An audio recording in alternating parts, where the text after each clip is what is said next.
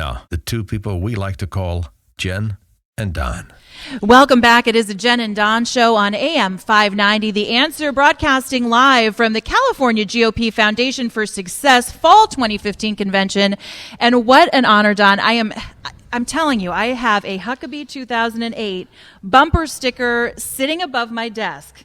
And I was waiting for round two, and now we finally have it. Joining us now, former governor of Arkansas and, of course, 2016 GOP candidate for the presidency, Governor Mike Huckabee. Thank you for joining us here on the Jen and Don Show. Well, thank you, Jen. Great to be with you and Don. And by the way, hang on to that little sticker. We'll get a makeover for the day. I need and a new it'll work one. Great. You think I'm kidding? I have had this ever since you uttered the words fair tax. Yes. I have been on the Mike Huckabee bandwagon, and I have had that sticker shining proud. So let's start there, actually, Great. because it is something that I think it's made you a very unique candidate, and people now, this time around in 2016, have jumped on the bandwagon for fixing the tax system. So let's start. Fair tax, why do you think that works? And how is it different from flat or changing the IRS system like Donald Trump suggests we do?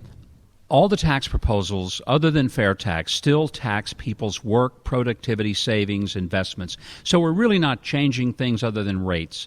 The fair tax is a complete overhaul of the tax system that gets rid of the IRS. And there is no other tax plan that gets rid of the IRS but the fair tax. The way it works is you pay tax when you buy something, not when you earn something. It transforms the American economy in so many ways. Capital comes back to the U.S. that's moved offshore. We start manufacturing things again because the reason we can't compete manufacturing-wise is because if a chair or a table is made in China, there's no tax on it all the way to the showroom floor. You make that same piece of furniture in California, 22% of it is embedded taxes because we tax capital and labor.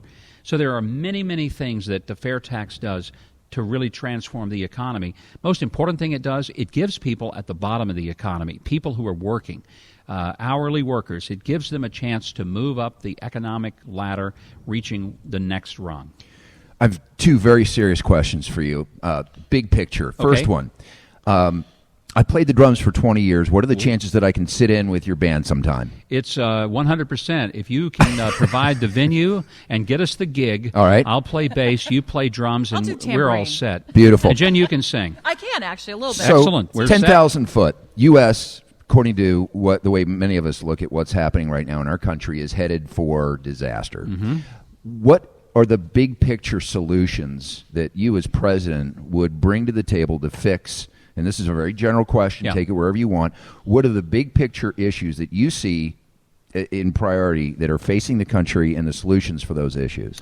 Well, I think there are three big things. One is the economy, dealing with the loss of jobs. The second is national security, the fact we have serious threats against our existence as a country, and our military has been weakened almost to the point that it is the weakest it's been since before World War II.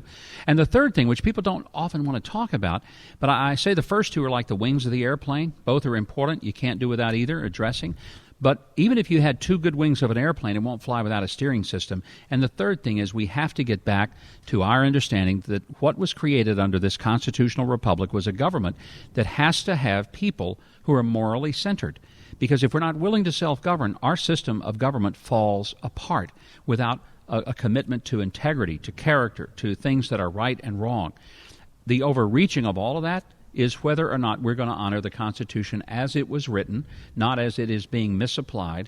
And I believe that the fundamental question you need to ask every presidential candidate, tell me what you believe the Constitution says about the separation of powers, the equality of the branches, and whether or not there are checks and balances, and what are those checks and balances. Because if a person wants to be president but is willing to surrender the executive branch to either the legislative or the judicial, that person has no business being president.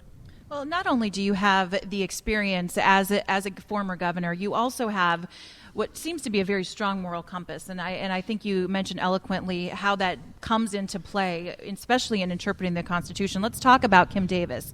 You were out there and supportive of her, and I think a lot of people missed the message. I think people thought that this was about this was a gay marriage issue, when it wasn't. It was about a lot of hypocrisy going on in the government. You've done a great job of pointing to that. So let's talk about it. How can we end this hypocrisy? What does it look like when you're president? Do you support these kind of actions? How do we move on from from this? There are two big issues with the Kim Davis case. One is whether or not we believe the courts can make a law. Are they a super legislative body, as they have become, or do they have the constrictions of the Constitution which say they can review a law, they can rule on the constitutionality of a law, but they can't just make one up, and they can't create it out of thin air.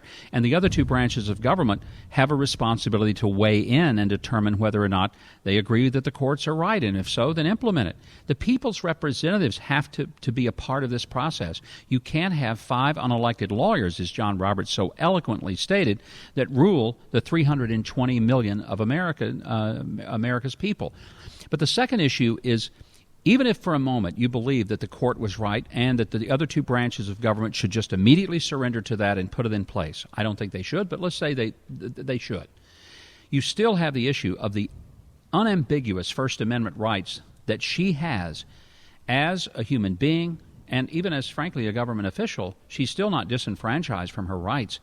And not to accommodate her because of her religious convictions, while we accommodated Nidal Hasan, the Fort Hood shooter, over his beard while he was in prison, or the detainees at Gitmo. I've been there. I've seen Gitmo, seen the detainees. I've watched the amazing kind of considerations that they are given. And what did we do to this county clerk, who, by the way, was a Democrat? Put her in jail. Put her days. For almost 6 days. That is outrageous. You mentioned, and you were outlining those three things, constitutional was created for a morally centered populace citizenry. The other thing that the Constitution was designed for was people that knew how to manufacture self-governance. Yes. I believe we have a crisis of citizenship in this country, and that people aren't engaged properly at the grassroots in order to control and rein in government. What do you prescribe for citizens to do? How should people begin to get involved so that we can fix this crisis of citizenship and bring back this balance between self-governance and government? Don, I know that most politicians say we want everyone to vote. I'm going to be honest with you. I don't want everyone to vote. If they're so Unless stupid, they're voting the right way. Well, that's right. If they're going to vote for me, then they need to vote. If they're not going to vote for me, they need to stay home. I mean, it's that simple. But in the big picture, there are people who vote and they have no idea what our Constitution says. They have no idea what the limitations of government are supposed to be. The fact that the 10th Amendment expresses it very clearly, that if it's not expressly written in our federal charter called the Constitution, those powers stay to the states. We have allowed, over the last 230 years, our government to become centralized, the anathema to what it was intended to be. And now we have states who are serving the federal government rather than the federal government serving the interest of the states. We have reversed it. Surrendering their state rights and their sovereignty almost. That's exactly what we've done. So now we have a very, very large, powerful, big-footed government that steps all over us. And it's one of the things, in the few things I got to say on the stage the other night at the CNN debate, was that most governors fight not just with their legislature or the other party, they fight with the federal government because the federal government is trying to run their states on remote control, and they have not a clue what they're doing.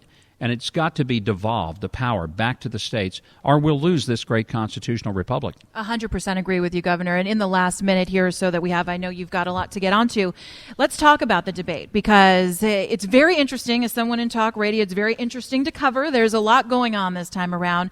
But you brought up, I mean, you stood on stage for about 45 minutes before you get a question. I mean, do you almost have to get into WWE-style antics to get any attention? I mean, you and Ted Cruz, I think, handled yourself so sensibly on stage.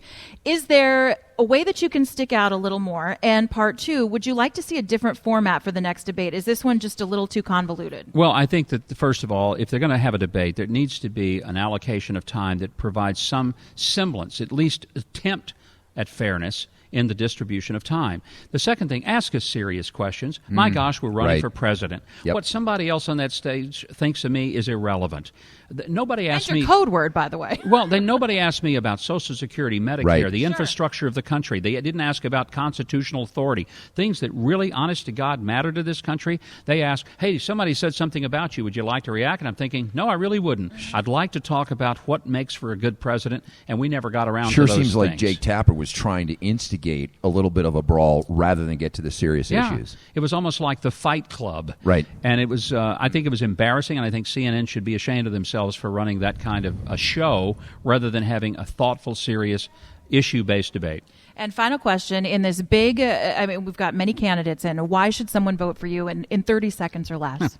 Well, the simple answer is because nobody has ever fought the Clinton political machine, did it repeatedly, beat it repeatedly, Right. and lived to tell about it. Right in your backyard. I've done that.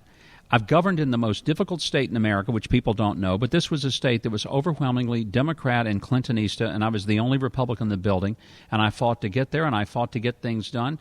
And so I know a lot of people say, I don't want a bunch of politicians. Look, I've never had a Washington address, but I know how to govern. I know how to lead. I know how to bring people together. Getting 48% of the African-American vote in my state, we've got to have a Republican who can bring people to our party who have never voted Republican before. I've got a history of doing that. We can win. I think that you can. And best of luck to you, by Thank the you, way. Jen. Governor Mike Huckabee has been our guest. You can check out his website. And a little piece of information that we've learned today, Governor Mike Huckabee got his start in radio, in the radio biz, and we want to have you back to talk about that. It's the Jen and Don Show. More ahead from the California GOP Foundation for Success Fall 2015 Convention. Up next, it's the Jen and Don Show on AM 590 The Answer.